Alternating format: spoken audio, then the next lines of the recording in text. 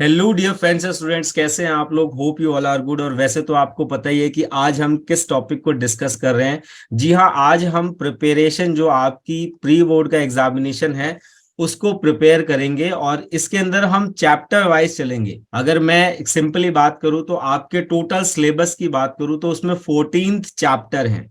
14 chapter जो है वो आपके टोटल सिलेबस में दोनों बुकों को मिलाकर हैं।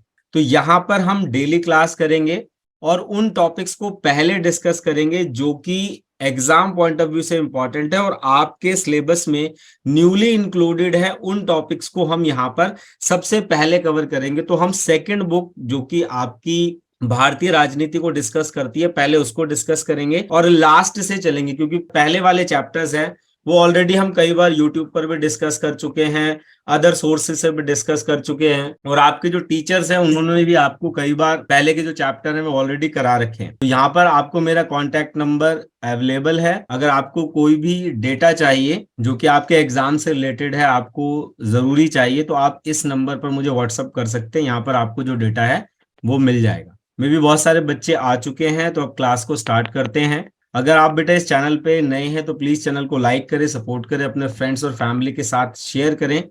ये जो है ये टेलीग्राम का लिंक है। बहुत सारे बच्चों को टेलीग्राम के बारे में नहीं पता होगा, तो जैसे कि आपने आज भी इस क्लास का जो लिंक है वो टेलीग्राम से ही लिया होगा। और यहाँ पर क्या है, आपको सभी तरीके का डेटा जो है जो कि हम जनरेट करते हैं और बच्चों के लिए जनरेट करते हैं वो यहाँ पर आपको फ्री में डाउनलोडेबल फॉर्म में मिलेगा, तो आप यहाँ से डाउनलोड कर सकते हैं। आज का जो चैप्टर है वो आपकी बुक का जो लास्ट चैप्टर है स्टूडेंट्स, उसको हम आज डिस्कस करने वाले हैं। जो आपके सिलेबस का आपकी सेकंड बुक का लास्ट चैप्टर जो है, जिसका नाम है भारतीय राजनीति, प्रवृत्तियां एवं विकास, उसको जो है आज हम डिस्कस करने वाले हैं। Is that clear?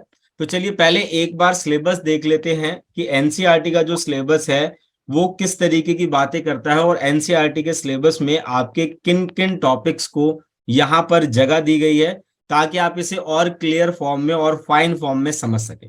तो यहां पर पहले एक बार बेटा सिलेबस को देख लेते हैं। आपका जो लास्ट चैप्टर है 14th चैप्टर है, जिसका नाम मैंने क्या बताया, भारतीय राजनीति में प्रवृत्तियां एवं विकास, उसको पढ़ेंगे। तो यहाँ पर सबसे पहले जो टॉपिक आ रहा है, जो कि सीबीएसई बता रही है, मैं नहीं बता रहा हूं, गठबंधन का युग। तो देखिए बड़ा सिंपल सा यहाँ पर बता रखा है गठबंधन का युग, लेकिन आपको यहाँ पर ये समझना पड़ेगा कि इस पर्टिकुलर टॉपिक से क्या क्या क्वेश्चन आ रहे हैं और आपको इसकी प्रिपरेशन कैसे करनी चाहिए। तो इस पर्टिकुलर टॉपिक की बात करें तो यहाँ से 5 तरीके के क्वेश्चन जो हैं वो आपके बोर्ड में पूछे जा सकते हैं। सबसे पहले नंबर पर है कि गठबंधन सरकार का अर्थ क्या होता है, और दूसरा जो यहाँ से पूछा जाएगा कि गठबंधन सरकार की क्या क्या विशेषताएं होती हैं। उसके बाद हम देख सकते हैं कि गठबंधन सरकार के क्या क्या गुण और अवगुण होते हैं, उनको भी आपके सिलेबस में इंक्लूड किया हुआ है। उसके बाद भारत में गठबंधन की जो शुरुआत है वो किस प्रकार हुई, उसे हमें समझना है। और लास्ट यहाँ पर टॉपिक रहेगा गठबंधन सरकारों के उदय के क्या क्या कारण रहे, यानी कि वो कौन से रीजंस थे जिनकी वजह से गठबंधन सरकार जो है वो शुरू होती है, और उसके इंप्रूवमेंट में हमें और क्या क्या चीजें पढ़नी है। ये सारा जो पॉइंट है ये आपके इस पर्टिकुलर पॉइंट यानी गठबंधन का जो युग है इसमें आपको पढ़ना है। इसके बाद सेकंड टॉपिक की बात करेंगे तो राष्ट्रीय मोर्चा जो है उसे हमें यहाँ पर समझना है। उसके बाद थर्ड टॉपिक जो है यहाँ पर है संयुक्त मोर्चा। तो देखिए ये दोनों जो टॉपिक हैं यहां से आपके क्वेश्चन आने के जो चांसेस हैं वो सबसे ज्यादा होते हैं, ठीक है ना। इसके बाद की जो टॉपिक्स हैं वो एनडीए और यूपीए है, जिसे हम देख सकते हैं संयुक्त प्रगतिशील गठबंधन के रूप में देख सकते हैं। एक ये टॉपिक है जो कि आपके सिलेबस में एक इंपॉर्टेंट रोल प्ले करता है और इसके अंदर हमें 2 पार्ट्स में इन्हें पढ़ना है। सबसे पहला यूपीए 1 और यूपीए 2। उसके बाद के टॉपिक की बात करें तो यहाँ पर एनडीए की बात आती है, जिसे हम राष्ट्रीय जनतांत्रिक गठबंधन के नाम से जानते हैं। तो इसके 4 फेजेस हैं, इसके 4 फेजेस हैं। उन चारों ही फेजेस को आपको यहाँ पर क्या करना है, पढ़ना है, जिसमें आपका फर्स्ट, सेकंड, थर्ड और फोर्थ है। लास्ट टॉपिक यहाँ पर जो डिस्कस कर रहा है वो है विकास और शासन के मुद्दे। तो यहाँ पर हमारी जो करंट गवर्नमेंट है यानी कि जो एनडीए 4 है, इसके अंदर इन्होंने जो भी विकास के कार्यक्रम किए हैं उन सभी को हमें यहाँ पर डिस्कस करना है। और ये जो टॉपिक है ये पर्टिकुलरली आपका 2021-22 के सेशन में भी था और इस सेशन में भी हम इसे देख सकते हैं। तो ये तो वो बेसिक पॉइंट्स है बेटा जो कि आपके एग्जाम में पूछे जाने वाले हैं। लेकिन ये सारे टॉपिक्स जो हैं ये क्या हैं, नए टॉपिक्स हैं, ये पुराने टॉपिक्स नहीं हैं। लेकिन इसके बावजूद भी जो आपकी बुक है उसमें कुछ और टॉपिक्स भी हैं जो कि इंपॉर्टेंट है, जिनमें हम देख सकते हैं मंडल मुद्दा को, अयोध्या विवाद, शाहबानो प्रकरण और नई आर्थिक नीति जो है। ये जो 4 टॉपिक है इसको समझे बिना ये चैप्टर जो है ये कंप्लीट नहीं होता है। तो बेसिकली ये पूरा जो चैप्टर है आपका 14 चैप्टर है, सबसे लेंदी चैप्टर है आपकी बुक की बात करें तो, इसीलिए मैंने इसे फर्स्ट सेशन में रखा है। इज दैट क्लियर बेटा? सिलेबस क्लियर है सभी को? और आज का जो पर्टिकुलर लेक्चर है बेटा, हम इसमें सिर्फ इन पॉइंट्स को डिस्कस करेंगे। इधर के जितने भी पॉइंट्स हैं इन सभी पॉइंट्स को आज हम डिस्कस करेंगे, और कल का जो लेक्चर होगा उसके अंदर हम इधर वाले पॉइंट जितने हैं उनको डिस्कस करेंगे। Is that clear all of you? अगर आपको अब यहां से कोई स्क्रीनशॉट लेना तो ले लीजिए, ताकि आपको पता रहे कि सिलेबस में क्या क्या आने वाला है और हमें क्या क्या पढ़ना है। तो आई होप अब आपने स्क्रीनशॉट ले लिया होगा। तो सबसे पहला जो टॉपिक है हम उसे शुरू करते हैं यहाँ पर। तो गठबंधन का जो युग है, गठबंधन होता क्या है, इसका अर्थ क्या है, सबसे पहले हम इसकी चर्चा करेंगे कि गठबंधन सरकार किसे कहा जाता है। तो यहाँ पर पहले पॉइंट के रूप में हम देख सकते हैं कि यह मूल रूप से एक संसदीय सरकार की कैबिनेट होती है जिसमें कई राजनीतिक दल सहयोग करते हैं, जिसमें गठबंधन के भीतर किसी भी एक दल का प्रभुत्व कम रहता है। तो यहां पर हम क्या देख सकते हैं कि जब भी कोई गवर्नमेंट है, देखिए यहां पर एग्जांपल से समझते हैं। पहले क्या होता था कि कोई एक कैंडिडेट खड़ा हुआ और सभी लोगों ने इन्हें मत दे दिया। लेकिन वर्तमान स्थिति की बात करें तो वर्तमान में कोई भी ऐसा राजनीतिक दल नहीं है, लिख सकते हैं इसे, कोई भी ऐसा राजनीतिक दल नहीं है जो पूर्ण बहुमत से विजय प्राप्त कर सके। तो ऐसी परिस्थिति में क्या होता है कि ये जो राजनीतिक दल हैं ये दूसरे दलों से गठबंधन करते हैं, इसे ही गठबंधन की राजनीति या गठबंधन सरकार कहा जाता है। Is that clear all of you? तो अगर मान लीजिए आपका 1 मार्क का क्वेश्चन आ रहा है कि गठबंधन सरकार किसे कहते हैं, तो गठबंधन से अभिप्राय ऐसी सरकार से होता है कि जब कोई राजनीतिक दल पूर्ण बहुमत से शासन को प्राप्त ना कर सके, शासन में ना आ सके, तो वो क्या करता है, दूसरे दलों से गठबंधन करते हैं, और इसे ही हम गठबंधन सरकार कहते हैं। और सेकंड पॉइंट हमारा यही कह रहा है कि इस व्यवस्था में आम कारण यह दिया जाता है कि कोई दल अपने बलबूते पर यानी कि पूर्ण बहुमत से संसद में बहुमत प्राप्त नहीं कर सकता, और इसीलिए वो क्या करते हैं, गठबंधन सरकार की व्याख्या राजनीतिक दलों के द्वारा आम चुनाव से पहले भी की जा सकती है तथा आम चुनावों के बाद भी की जा सकती है। तो यहां पर ये कंपलसरी नहीं है कि आपको गठबंधन जो है वो पहले ही करना है, तो चुनाव से पहले भी आप गठबंधन कर सकते हैं और चुनाव के बाद भी जो है वो आप गठबंधन कर सकते हैं। Is that clear all of you? Please एक बार थम्स अप कर देंगे अगर आपको समझ आ गया तो। गुड, चलिए आपको ये पॉइंट समझ आ गया है। अब यहां से क्वेश्चन यही बनता है कि गठबंधन सरकार का अर्थ क्या है, और अगर ये क्वेश्चन आएगा तो ये कितने मार्क्स में आएगा बेटा, ये 1 मार्क्स में आएगा या फिर आपका एमसीक्यू फॉर्मेशन में आएगा। तो आपको यहाँ पर ये ध्यान रखना है कि जब भी कोई राजनीतिक दल पूर्ण बहुमत से अपना जो शासन है उसको स्थापित नहीं कर पाता है, तो ऐसी परिस्थितियों में वो क्या करता है, दूसरे दलों से सहयोग करता है। इसे ही हम गठबंधन की राजनीति या गठबंधन सरकार कहते हैं। तो चलिए इसी के साथ चलते हैं नेक्स्ट पॉइंट की तरफ, जहां पर हम डिस्कस करेंगे गठबंधन सरकार की विशेषताओं को। तो यहां से भी आपका कितने मार्क्स का क्वेश्चन बनेगा, 1 और 2 मार्क्स का क्वेश्चन बनेगा कि गठबंधन सरकार की विशेषताएं क्या है, किन्हीं 2 विशेषताओं को बताए। अगर एमसीक्यू क्वेश्चन में आएगा तो वहां पर 4 पॉइंट लिखे होंगे, या तो उनमें से एक डिफीट होगा यानी कि नहीं होगा, या उनमें से कोई एक होगा। तो आपको इन सारी विशेषताओं को ध्यान रखना है।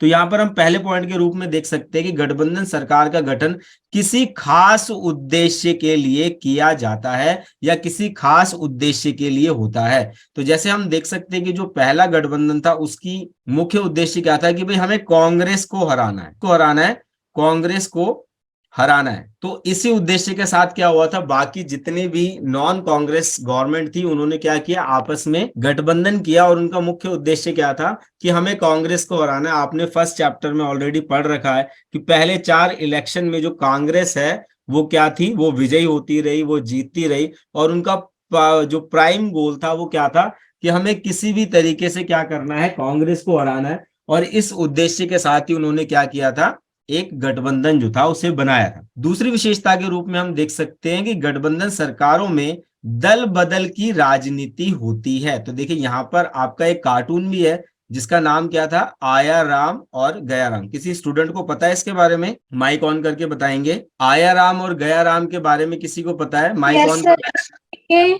ये कहा गया था कि जो विधायक होते थे वो दल बदल कर देते थे, कि कोई इस पार्टी में चला जाता था, फिर कभी कोई उस पार्टी से निकल के दूसरी में चला जाता था, चलिए, इसलिए कहा गया शाबाश कि बेटे, आया राम शाबाश, गया राम। शाबाश बच्चे। तो यहाँ पर हम क्या देख सकते हैं कि हरियाणा के एक नेता थे जिनका नाम था गयालाल। उन्होंने एक ही पखवाड़े में 3 राजनीतिक पार्टियों को बदला था। तो यहाँ पर कार्टून बेस्ड जो क्वेश्चन है वो भी आप यहाँ पर देख सकते हैं। अगला पॉइंट हम यहाँ पर देख सकते हैं, गठबंधन में 2 या 2 से अधिक पार्टियां होती हैं। जब भी गठबंधन होगा तो यहाँ पर आप क्या देख सकते हैं कि एक दल से के साथ नहीं होगा, 2 या 2 से अधिक पार्टियां होंगी तभी क्या हो सकता है, गठबंधन हो सकता है। अगर ये 2 से अधिक नहीं है तो यहां पर गठबंधन नहीं होगा। नेक्स्ट विशेषता के रूप में हम देख सकते हैं, किसी भी तरह से सत्ता में बने रहना चाहते हैं। तो देखिए ये क्या कह सकते हैं कि ये सत्ता के लालची रहते हैं और ये किसी भी कंडीशन के द्वारा क्या चाहते हैं कि हम सत्ता में बने रहें। गठबंधन सरकारें अक्सर अस्थिर होती हैं। तो यहाँ पर क्या स्टेबिलिटी के जो चांसेस हैं वो बहुत ज्यादा कम रहते हैं, यहाँ पर स्टेबिलिटी ना के बराबर रहती है और इसीलिए ये जो सरकार है ये ज्यादा समय तक शासन नहीं कर पाती है। नेक्स्ट विशेषता के रूप में हम यहाँ पर देख सकते हैं, गठबंधन सरकार में केंद्र सरकार और राज्य सरकारों में मतभेद अधिक होता है। देखिए क्योंकि केंद्र सरकार में जो लोग बैठे हैं वो राज्य सरकार की बुराइयां करेंगे और राज्य सरकार में जो बैठे हैं वो केंद्र सरकार की बुराइयां करेंगे। और यहाँ पर पार्टी में क्योंकि बहुत ज्यादा दल जुड़े हुए होते हैं इसीलिए इनके बीच में कोऑर्डिनेशन जो है वो बहुत मुश्किल से बैठता है और सभी पार्टियां जो हैं वो अपने स्वयं हित के बारे में बात करती है, ना कि जनहित के बारे में बात करती है। तो इसीलिए यहाँ पर जो मतभेद है वो सबसे ज्यादा, या हम कह सकते हैं कि सबसे अधिक मतभेद जो है वो यहाँ पर देखे जा सकते हैं। यहाँ पर नेक्स्ट पॉइंट जो हम देखेंगे, जो कि लास्ट पॉइंट है विशेषताओं का, वो है गठबंधन सरकारों का कार्यक्रम मुख्य रूप से न्यूनतम साझा कार्यक्रम होता है। तो आई होप अब आप गठबंधन सरकार की विशेषताओं को अच्छे से समझ गए होंगे। और अगर क्वेश्चन आता है कि गठबंधन सरकार की कोई 4 विशेषताएं बताइए या कोई 2 विशेषताएं बताइए तो आप बताने में समर्थ होंगे। Is that clear all of you? बेटा किसी को कोई डाउट है इसमें? Yes sir. Yes sir. चले, अब यहां से हम नेक्स्ट पॉइंट को देखेंगे जो कि इसके गुण और अवगुण के ऊपर है। तो इससे भी आपका क्वेश्चन बनता है। तो यहाँ पर 3 पॉइंट जो हैं वो हम यहाँ पर डिस्कस करेंगे। सबसे पहला, गठबंधन सरकारें अधिक लोकतांत्रिक होती है। देखिए अधिक लोकतांत्रिक क्यों होती है, हम ऐसा क्यों कह सकते हैं, क्योंकि इसमें जो सहयोग है वो ज्यादा लोगों का होता है, इसीलिए ये क्या है, एक लोकतांत्रिक सरकार के रूप में हम इसे देख सकते हैं। सेकंड पॉइंट के रूप में हम देख सकते हैं गठबंधन सरकारों में सहमति पर आधारित राजनीति होती है, यानी कि सभी लोगों की सहमति होती है, क्योंकि बहुत सारे जो गुट हैं, बहुत सारे जो दल हैं वो इसमें शामिल होते हैं। तो यहाँ पर सहमति क्या होती है, अधिक होती है। सहमति के आधार पर ही न्यूनतम साझा लोक कल्याणकारी कार्यक्रम बनाए जाते हैं, यानी कि जितने भी प्रोग्राम्स बनाए जाते हैं जो कि इसके अंदर चलते हैं उसमें क्या होता है, न्यूनतम साझा लोक कल्याणकारी कार्यक्रम रहते हैं। नेक्स्ट पॉइंट है यहाँ पे, सरकारी नीतियां अधिक लचीली हो सकती है। अब देखिए यहाँ पर लचीला वर्ड क्यों यूज किया हुआ है, क्योंकि यहाँ पर बहुत सारे लोग जो हैं इसमें शामिल होते हैं, बहुत सारे दल जो है इसमें शामिल होते हैं, बहुत सारे गुट जो है इसमें शामिल होते हैं और जांच के साथ साथ सुधार की संभावनाएं भी यहाँ पर बढ़ जाती है। इसलिए इसे क्या बनाया गया, फ्लेक्सिबल बनाया गया, ताकि इन नीतियों को सामाजिक कल्याण के कार्यों में लगाया जा सके।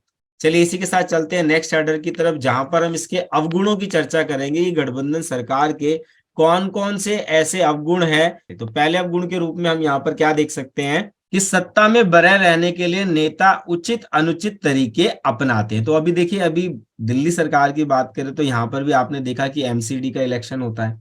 तो एमसीडी इलेक्शन में आपने देखा कि बहुत सारी जो टिकट्स हैं उन्हें पैसों में बेचा जाता है। ये खबरें आप भी सुनते हैं, हम भी सुनते हैं, न्यूज जो है उसको कवरेज नहीं देती है। लेकिन यहाँ पर क्या है, किसी भी तरीके से आप सत्ता में बने रहने के लिए जो अनैतिक संसाधन है, अनैतिक साधन है, उनका भी प्रयोग करने से पीछे नहीं हटते। सेकंड पॉइंट के रूप में हम देख सकते हैं, विषम और विपरीत विचारधारा के लोग सत्ता पाने के लालच में एक साथ आ जाते हैं। तो भैया इनका प्राइम गोल क्या होता है, इनका प्राइम उद्देश्य क्या होता है कि किसी तरीके से भी हम सत्ता में आ जाए, चाहे हमारे विचार सामने वाले से मिल रहे हैं या हमारे विचार नहीं मिल रहे हैं, उसके बावजूद भी हम क्या करते हैं, सत्ता में आने के लिए एक दूसरे के साथ कोalition कर लेते हैं। नेक्स्ट पॉइंट के रूप में हम देख सकते हैं अल्पमत सरकार साहसिक कदम उठाकर कार्य नहीं करती। अब देखिए, जिस सरकार के पास क्या है, बहुत ज्यादा कम मत है, वो क्या है, उसमें पूर्ण रूप से शामिल नहीं हो सकती। देखिए, जैसे मान लेते हैं कि एक सरकार बनाने के लिए, एग्जाम्पल के रूप में देखते हैं कि एक सरकार बनाने के लिए लगभग 100 दलों की आवश्यकता है या 100 पार्टियों की आवश्यकता है। अब किसी सरकार ने गठबंधन कर कर क्या किया, 100 लोग जोड़ लिए। अब इन्होंने 100 लोग तो जोड़ लिए, लेकिन यहाँ पर क्या समस्या रहेगी कि इनको हमेशा ये डर लगा रहेगा कि अगर इनमें से 2 भी चले गए तो हमारी सरकार क्या जाएगी, हमारी सरकार गिर जाएगी। तो इसीलिए क्या है कि ये कोई भी ऐसा कदम उठाने से बचते हैं जिससे कि कोई भी राजनीतिक दल जो है वो इनसे बाहर निकल सके। क्लियर है बेटा? थम्स अप कर देंगे एक बार चैट बॉक्स में, समझ आ गया पॉइंट तो? चलिए, शाबाश बेटा। नेक्स्ट पॉइंट के रूप में हम देख सकते हैं कि भारी समर्थन होने पर सरकार गिरने का खतरा लगातार बना रहता है। सरकार कोई कठोर कदम नहीं उठा पाती, जिसे हम अभी अपनी इस पिछली पॉइंट में भी डिस्कस कर चुके हैं। और यहां पर लास्ट पॉइंट के रूप में हम देख सकते हैं ऐसी सरकारों में निर्णय लेने की जो प्रक्रिया है, निर्णय लेने की जो शक्ति है, वो क्या होती है, बहुत धीमी होती है या बहुत कम होती है। तो अब स्टूडेंट, आप इसका एक स्क्रीनशॉट ले लीजिए ताकि आप इसे और अच्छे से समझ पाए। बाद में अपनी कॉपी में नोट डाउन जरूर कर लेंगे। अगर किसी स्टूडेंट को कोई डाउट है तो माइक ऑन करके पूछ सकते हैं। यहां से अगर आपका क्वेश्चन बनेगा तो या तो 1 मार्क का बनेगा या 2 मार्क्स का बनेगा, इससे ज्यादा क्वेश्चन नहीं बन सकता। चलिए, इसके बाद के जो पॉइंट्स हैं उनको अब देख लेते हैं। अब हमें गठबंधन सरकार, ये हमने एक ओवरऑल पढ़ा है। अब हम भारत की तरफ मूव करते हैं और भारत में जो गठबंधन है उसकी शुरुआत कब से होती है उसको देखेंगे। तो अगर मैं चर्चा में शामिल करूं तो भारत में गठबंधन के युग की जो शुरुआत है, ये भी आपका एक पर्टिकुलर क्वेश्चन बनता है कि भारत में गठबंधन की शुरुआत कब से मानी जाती है। तो ये एक पर्टिकुलर क्वेश्चन है, तो आप इस क्वेश्चन के अकॉर्डिंग भी इसे देखेंगे, जो 1 और 2 मार्क्स में आएगा। और यहां से ये जो क्वेश्चन है ये 4 मार्क्स में भी आ सकता है। इसके साथ प्लस क्या हो जाएगा कि 1990 के बाद भारतीय राजनीति में क्या बदलाव आए। अगर 4 मार्क्स का क्वेश्चन आएगा तो 2 मार्क्स इसके रहेंगे और 2 मार्क्स किसके रहेंगे आपके, 1990 में भारतीय राजनीति में क्या बदलाव आए। क्लियर है बेटा? तो इस तरीके से ये यहाँ पे 2 क्वेश्चन बनेंगे। तो चलिए अब एक बार सीक्वेंस में देख लेते हैं कि इसके पॉइंट को हम कैसे लिख सकते हैं। तो 1989 के आम चुनावों में किसी भी दल को, अब देखिए 1989 में जब इलेक्शन होता है, जो आम चुनाव होते हैं, उसमें किसी भी दल को बहुमत प्राप्त नहीं हो पाता है। और ऐसी स्थिति में क्या होता है, भारतीय राजनीति में केंद्रीय स्तर पर गठबंधन युग का आरंभ होता है। तो हम क्या कह सकते हैं होलसोल मेन पॉइंट के रूप में कि भारत में गठबंधन की राजनीति की शुरुआत कब से देखी जा सकती है, 1989 से देखी जा सकती है। Is that clear? Thumbs up कर देंगे बेटा अगर समझ आ गया तो। चलिए, बहुत अच्छे। सेकंड पॉइंट यहां पर हम देख सकते हैं कि इस बदलाव ने राष्ट्रीय राजनीति में क्षेत्रीय दलों की भूमिका में अभिवृद्धि करी। तो अभिवृद्धि का मतलब क्या है, यहां पर बढ़ना। अगर हम राजनीतिक दलों की बात करेंगे तो 3 तरीके के राजनीतिक दल जो है वो हमें देखने को मिलते हैं। सबसे पहला क्या है, राष्ट्रीय दल। ठीक है ना? जैसे हम देख सकते हैं कि हमारी बीजेपी, कांग्रेस, और अभी देखेंगे तो आप भी जो है वो इस दौड़ में आ चुकी है। अगर हम उसके बाद राष्ट्रीय दलों की बात की करेंगे तो फिर क्या आते हैं, हमारे क्षेत्रीय दल आते हैं। क्षेत्रीय दल का क्या मतलब होता है, किसी एक क्षेत्र से संबंधित, किसी एक क्षेत्र से संबंधित होते हैं। उसके बाद क्या आते हैं, आपके निर्दलीय आ जाते हैं, जो कि आपने देखा होगा बाल्टी का निशान या मोमबत्ती का निशान या फिर कोई भगोना, टॉर्च, ये सारे क्या हैं, आपके निर्दलीय होते हैं। ये भी जाकर कहाँ मिलते हैं, क्षेत्रीय दलों में मिलते हैं। और क्षेत्रीय दल क्या बनाते हैं, राष्ट्रीय दल बनाते हैं। तो यहाँ पर जो क्षेत्रीय दल हैं, यानी कि जो एक छोटे लेवल के दल थे जो किसी क्षेत्र से संबंधित थे, वो गठबंधन के कारण क्या हो जाते हैं, मजबूत हो जाते हैं। और वो यहाँ पर क्या कर सकते हैं, मोल भाव कर सकते हैं। अब क्या है कि भैया आपकी हम पार्टी में शामिल होंगे, मान लीजिए कि कोई एक पार्टी है जिसको 2% जो है वो और चाहिए ताकि वो क्या बना सके, सरकार बना सके। तो अब ये 2% वाले जो भी इसके अंदर शामिल होंगे वो क्या करेंगे, मोलभाव कर सकते हैं कि भाई हमें तो अगर आप रेलवे देंगे तो हम आपके उसमें शामिल हो जाएंगे, या कोई कहेगा कि हमें कोई पर्टिकुलर कोयला विभाग देंगे तब हम आपके में शामिल होंगे। तो यहाँ पर जो क्षेत्रीय दल हैं उनकी भूमिका क्या हो रही है, बढ़ रही है। Is that clear? सभी को क्लियर है बेटा? अनम्यूट करके बताएंगे, अब आप अनम्यूट कर सकते हैं। क्लियर है बेटा? सर यहाँ पर नेक्स्ट पॉइंट हम देख सकते हैं कि 1990 यानी कि 1990 की बात करें तो वहां पर भारतीय राजनीति में सामाजिक, आर्थिक और राजनीतिक स्तर पर कई बड़े बदलाव जो हैं वो देखे जा सकते हैं, जिन्होंने भारतीय राजनीति की दशा एवं दिशा को बदलने का काम किया है। तो देखिए 1990 के बाद अगर हम भारतीय राजनीति की बात कर रहे हैं, इंडियन पॉलिटिक्स की बात कर रहे हैं, तो वहां पर कई बदलाव आते हैं और यहीं से आपका एक और जो नेक्स्ट क्वेश्चन है वो बनता है। पहले जल्दी से आप इसका एक स्क्रीनशॉट ले लें ताकि हम आगे बढ़ सकें। Done sir. चलिए शाबाश।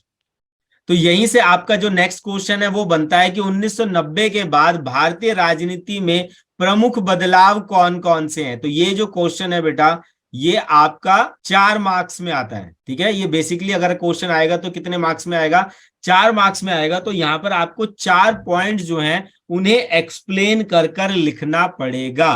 तो यहां पर हम बेसिकली देख लेते हैं कितने पॉइंट्स हैं। यहां पर मैं आपके साथ 7 पॉइंट डिस्कस करूंगा, उनमें से किन्हीं भी 4 पॉइंट्स को आप यहां पर लिख सकते हैं।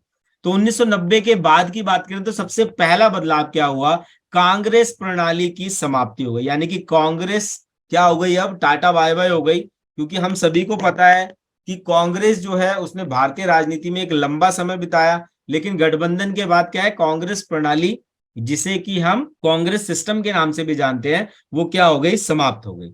दूसरा पॉइंट यहां पर हम देख सकते हैं कि राष्ट्रीय राजनीति में जनता दल व भारतीय जनता पार्टी की प्रभावशाली भूमिका जो है वो डेवलप होती है, वो विकसित होती है।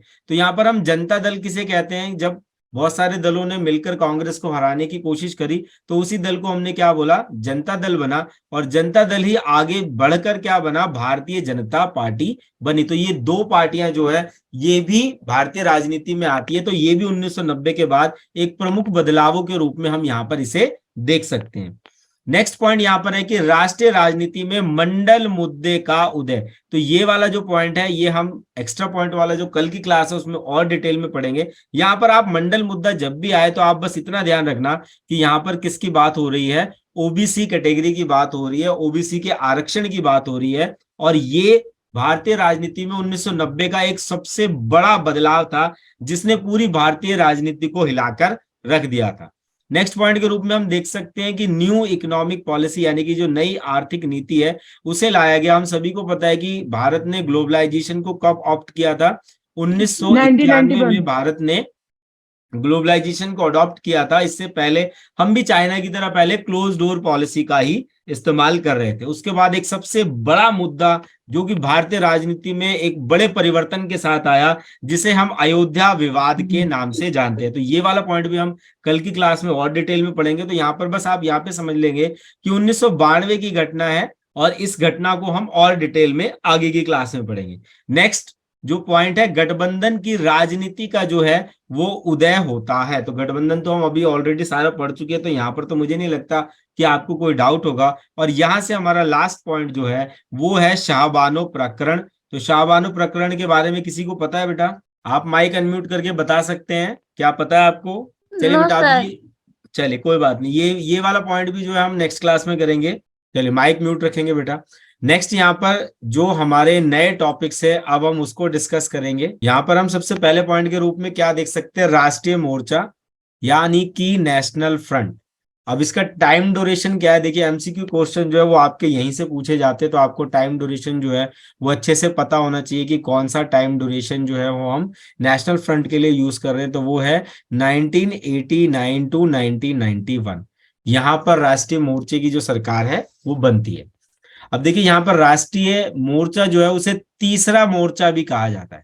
तो यहां से देखिए आपका क्वेश्चन क्या बनता है कि तीसरा मोर्चा किसे कहा जाता है। क्वेश्चन लिख लेंगे, तीसरा मोर्चा किसे कहा जाता है। तो तीसरा मोर्चा किसे कहा जाता है, राष्ट्रीय मोर्चा को ही तीसरा मोर्चा के नाम से जानता है। अब जनता दल के नेतृत्व में विभिन्न राष्ट्रीय एवं क्षेत्रीय राजनीतिक दलों का गठबंधन था। तो देखिए जनता दल, मैंने आपको पहले भी बता दिया कि जनता दल क्या था, इसका काम क्या था, सिर्फ कांग्रेस को हराना। और तीसरे मोर्चा क्यों कहा गया, क्योंकि ये कांग्रेस और भाजपा के विकल्प के रूप में आया था। तो कांग्रेस और भाजपा सरकार जो थी ये दो राष्ट्रीय दल थे और यहाँ पर ही शक्ति का या सत्ता का हस्तांतरण होता था, तो उसको ब्रेक करने के लिए जनता दल जो है वो नेतृत्व में आया। Is that clear all of you? Next point के रूप में हम यहाँ पर क्या देख सकते हैं जो कि राष्ट्रीय मोर्चा से संबंधित है कि नेशनल फ्रंट का गठन कब हुआ था? 1989 के आम चुनावों के दौरान ही इसका गठन होता है। नेक्स्ट है यहाँ पर कि एनटीआर नाम के प्रसिद्ध एनटी रामा राव राष्ट्रीय मोर्चा के अध्यक्ष थे। तो देखिए यहां से अगला क्वेश्चन क्या बनता है कि एनटी रामा राव कौन थे? तो राष्ट्रीय मोर्चा के क्या थे? वो अध्यक्ष थे। और वीपी सिंह, जिन्हें हम बहुत अच्छे से जानते हैं, इसके संयोजक थे। संयोजक का मतलब क्या है कि एक तरीके के साथी थे। नेक्स्ट पॉइंट यहां पर हम देख सकते हैं कि राष्ट्रीय मोर्चा ने 1989 और 1990 के बीच केंद्र में सरकार बनाई। तो देखिए यहां पर आप देखेंगे टाइम ड्यूरेशन क्या है, बहुत ज्यादा कम है, और इसी वजह से ये जो पार्टी है वो उतना इफेक्टिवली काम नहीं कर पाई जितना कि इसे करना चाहिए था। इस गठबंधन के पहले प्रधानमंत्री की अगर हम बात करें तो पहले प्रधानमंत्री कौन बने? वीपी सिंह थे, और उसके बाद चंद्रशेखर इस संगठन की सरकार में प्रधानमंत्री बने। क्लियर है बेटा ये पॉइंट? तो यहां से आपके लिए क्वेश्चन क्या बनता है कि राष्ट्रीय मोर्चा में जो कि 1989 से 90 के बीच की बात करें तो इसमें कौन कौन प्रधानमंत्री बने? तो पहले प्रधानमंत्री कौन बने? वीपी सिंह बने, और दूसरे प्रधानमंत्री कौन बने? चंद्रशेखर बने। चलिए अब इसी के साथ चलते हैं अगली स्लाइड पर, जहां पर हम इसी से संबंधित कुछ और पॉइंट जो उनको भी डिस्कस करेंगे। राष्ट्रीय मोर्चा में निम्न राजनीतिक दल जो थे वो शामिल थे। कौन कौन से दल शामिल थे राष्ट्रीय मोर्चा में? अगर ये क्वेश्चन आता है तो आपको क्या देखना है? सबसे पहले जनता दल जो था, तेलुगु देशम पार्टी जिसे हम टीडीपी के नाम से भी जानते हैं, द्रविड़ मुनेत्र कझगम जिसे हम डीएमके के नाम से जानते हैं वो भी इसमें शामिल थी, असम गण परिषद जिसे हम एजीपी के नाम से जानते हैं वो भी इसमें शामिल थी, नेशनल सोशल पार्टी जो थी वो भी इसमें शामिल थी, जो कि कांग्रेस का एक सब पार्ट मान सकते हैं। राष्ट्रीय मोर्चे की सरकार को बाहर से वाम मोर्चा और भाजपा का भी समर्थन प्राप्त है, क्योंकि देखिए ये जो युग है ये कौन सा युग है? ये गठबंधन का युग है, तो बिना समर्थन के तो यहाँ पर सरकार जो है वो नहीं बनाई जा सकती। नेक्स्ट पॉइंट के रूप में हम यहाँ पे देख सकते हैं कि 1991 में झारखंड मुक्ति मोर्चा जिसे हम जेएमएम के नाम से भी जानते हैं इस फ्रंट का हिस्सा बना। तो 90 तक तो यही दल शामिल थे। 1990 की बात करें तो तब तक तो केवल यही वाले दल जो ऊपर हमने डिस्कस किए वही शामिल थे। 1991 में झारखंड मुक्ति मोर्चा भी इस फ्रंट में जो है वो शामिल हो जाता है। नेक्स्ट हम यहाँ पर देख सकते हैं कि 1996 के लोकसभा चुनाव से पहले राष्ट्रीय मोर्चे का गठबंधन उस समय टूट गया जब तेलुगु देशम पार्टी ने गठबंधन छोड़ दिया। तो यहाँ पर देखिए हमने पहले भी डिस्कस किया था कि यहाँ पर जो बहुत सारे दल हैं वो जुड़ जाते हैं, और उनमें से अगर कुछ भी दल निकल जाते हैं तो पूरी की पूरी सरकार, पूरी की पूरी पार्टी जो है वो गिर सकती है। और इसे हम यहाँ पर देख सकते हैं कि तेलुगु देशम पार्टी जो है वो यहाँ से जैसे ही निकलती है ये सरकार गिर जाती है। बाद में वाम दलों ने राष्ट्रीय मोर्चा से अलग हुए चंद्रबाबू नायडू की तेलुगु देशम पार्टी के साथ गठबंधन कर लिया। तो देखिए जहां पर टूटती है तो वहां पर क्या है, ऑप्शंस भी हमारे पास अधिक रहते हैं। तो ये जो राष्ट्रीय मोर्चा है इसमें आपको इतना ही पढ़ना है। इसके बाद जो सेकंड नया टॉपिक है जो कि है हमारा संयुक्त मोर्चा, इसका टाइम ड्यूरेशन की बात करें तो ये 1996 से 1998 तक जो है वो चलती है। Is that clear all of you? इसका जो टाइम ड्यूरेशन है वो कब से कब तक का है? अगर क्लियर हो गया तो बेटा एक बार चैट बॉक्स में थम्स अप कर देंगे। संयुक्त राष्ट्र मोर्चे की बात करें तो इसका टाइम ड्यूरेशन क्या है बेटा? 1996 से 1998 तक रहा है। देखिए ये जो टॉपिक्स है इसमें डेटा ज्यादा है, इसीलिए इसे हमने अपनी फर्स्ट क्लास में रखा है ताकि आप इसे और अच्छे से समझ पाए। तो इसके पहले पॉइंट के रूप में हम देख सकते हैं कि 1996 के आम चुनावों में भाजपा जो है जिसे हम भारतीय जनता पार्टी के नाम से जानते हैं 543 में से 161 सीटें जीतकर सबसे बड़ी पार्टी के रूप में उभरती है। तो हम 1996 के इलेक्शन में क्या देख सकते हैं कि बीजेपी जो है वो एक बहुत बड़ी पार्टी के रूप में हमारे सामने आती है, और भाजपा के अटल बिहारी वाजपेयी जी जो है वो प्रधानमंत्री पद की शपथ लेते हैं। लेकिन सदन में बहुमत साबित नहीं कर पाने के कारण उनकी सरकार केवल 13 दिन बाद ही गिर जाती है। तो जैसा मैंने आपको पहले भी बताया था कि जो बीजेपी की सरकार है वो पहले 13 दिन, फिर 13 माह, और उसके बाद क्या है पूरा एक सेशन जो है 5 वर्ष का पूरा करती है। सेकंड पॉइंट के रूप में हम देख सकते हैं कि वाजपेयी सरकार के गिरने के बाद दूसरे राजनीतिक दलों की बैठकों के दौरान 140 सीटें जीतने वाली कांग्रेस ने नई सरकार के नेतृत्व करने से इनकार कर दिया। तो यहाँ पर बीजेपी की तो हार हो ही गई थी, लेकिन इसके बाद कांग्रेस ने भी क्या करा, अपने आप को इसमें शामिल नहीं किया। लेकिन जनता दल के नेतृत्व की बात करें तो जनता दल के नेतृत्व वाले संयुक्त मोर्चा, जिसे हम यूनाइटेड फ्रंट के नाम से जानते हैं, गठबंधन को बाहरी समर्थन देने पर सहमति व्यक्त की। नेक्स्ट पॉइंट के रूप में यहां पर देख सकते हैं कि इस प्रकार संयुक्त मोर्चा जो 13 राजनीतिक दलों का गठबंधन था, देखिए कितने दल थे, 13 राजनीतिक दल जो थे वो इस गठबंधन में यानी कि संयुक्त मोर्चा में शामिल थे। 1996 के आम चुनावों के बाद अस्तित्व में आया। क्लियर है बेटा ये पॉइंट सारे? एक बार स्क्रीनशॉट ले लेंगे जल्दी से, इसका स्क्रीनशॉट ले लिया तो बेटा एक बार थम्स अप कर देंगे। चलिए इसी के साथ चलते हैं संयुक्त मोर्चा के कुछ और पॉइंट्स को डिस्कस करने के लिए, जो कि आपके एग्जाम पॉइंट ऑफ व्यू से इंपॉर्टेंट हो सकते हैं। तो संयुक्त मोर्चा निम्न राजनीतिक दल शामिल थे। अब कौन कौन से दल शामिल थे संयुक्त मोर्चा में, इसे भी हम समझ लेते हैं। तो यहाँ पर आपका जनता दल, समाजवादी पार्टी, द्रविड़ मुनिद्र कशगम या जिसे कड़गम भी कई बार कहा जाता है, DMK, Telugu Desam party TDP, Assam Gana Parishad AGP, Akhil Bharatiya Indira Congress जिसके हेड तिवारी थे उस समय वो भी था, वाम मोर्चा के 4 दल जिसमें तमिल मलाली कांग्रेस, नेशनल कॉन्फ्रेंस और महाराष्ट्रवादी गोमतक पार्टी भी शामिल थी। तो ये वो सारे दल थे जो कि संयुक्त मोर्चा में शामिल थे। तेलुगु देशम पार्टी की बात करें तो तेलुगु देशम पार्टी के एन चंद्रबाबू नायडू संयुक्त मोर्चे के संस्थापक बने। तो यहां से भी क्वेश्चन बनता है कि संयुक्त मोर्चे के संस्थापक किसे कहा गया है। तो यहाँ पर हम क्या कह सकते हैं कि तेलुगु देशम पार्टी के एन चंद्रबाबू नायडू थे वो यहाँ पर बनते हैं। संयुक्त मोर्चे ने 1996 से और 1998 के बीच भारत में 2 गठबंधन सरकारों का गठन किया। तो यहाँ पर हम देख सकते हैं कि एक पर्टिकुलर ड्यूरेशन में 2 बार सरकारें जो है वो स्वैप होती हैं, वो 2 बार सरकारें जो है यहाँ पर बदलती हुई देखी जा सकती है। जल्दी से बेटा इसका भी एक स्क्रीनशॉट ले लेंगे, उसके बाद लास्ट स्लाइड है। तो संयुक्त मोर्चे से रिलेटेड कुछ और पॉइंट्स हैं, उन्हें भी देख लेते हैं और ये हमारे आज के इस वीडियो लेक्चर का लास्ट पॉइंट रहेगा। तो कांग्रेस और कम्युनिस्ट पार्टी ऑफ इंडिया, जिसमें हम मार्क्सिस्टवादी कह सकते हैं या मार्क्सिस्ट कह सकते हैं, कि जो सीपीआईएम थी, की सहमति के साथ कर्नाटका के तत्कालिक का मतलब क्या होता है, उस समय के जो कंटेम्प्रेरी मुख्यमंत्री थे जिन्हें हम एचडी देवगौड़ा के नाम से जानते हैं, 1 जून 1996 को संयुक्त मोर्चा सरकार के पहले प्रधानमंत्री बने। कुछ समय बाद की अगर हम बात करें तो देवगौड़ा सरकार ने अपना समर्थन वापस ले लिया, जिसके परिणाम स्वरूप एचडी देवगौड़ा को 21 अप्रैल 1997 को प्रधानमंत्री पद जो है वो छोड़ना पड़ा। तो यहाँ पर भी देखिए आपका 1 मार्क्स का जो क्वेश्चन बनेगा या एमसीक्यू का क्वेश्चन बनेगा कि एचडी देवगौड़ा जो है वो कब प्रधानमंत्री बने और किन किन पार्टियों के द्वारा उन्हें समर्थन दिया गया। या दूसरे क्वेश्चन के रूप में बन सकता है कि एचडी देवगौड़ा ने प्रधानमंत्री पद जो है वो किस वर्ष छोड़ा। तो 1997 की बात करें तो इन्होंने इस समय ये पद जो है वो छोड़ दिया था। एचडी देवगौड़ा के इस्तीफे के बाद इस दिन इंद्र कुमार गुजराल, ये भी नाम ध्यान रखेंगे बेटा, इंद्र कुमार गुजराल जो है संयुक्त मोर्चे के दूसरे प्रधानमंत्री बने। तो यहां से क्वेश्चन बनता है कि संयुक्त मोर्चे के दूसरे प्रधानमंत्री कौन बने। तो यहां पर हमारा आंसर क्या रहेगा, इंद्र कुमार गुजराल जो है वो दूसरे प्रधानमंत्री यहां पर बनते हैं। क्लियर है बेटा, ये थम्स अप कर देंगे। देखिए ये पॉइंट पे जो क्वेश्चन बन रहा है वो यही है, एक सिंपल सा क्वेश्चन है कि संयुक्त मोर्चा के दूसरे प्रधानमंत्री कौन बने। तो यहाँ पर हमारा आंसर क्या रहेगा, इंद्र कुमार गुजराल जो है वो यहाँ पर दूसरे प्रधानमंत्री बनते हैं। लास्ट पॉइंट के रूप में हम देख सकते हैं कि कुछ समय के पश्चात ही आई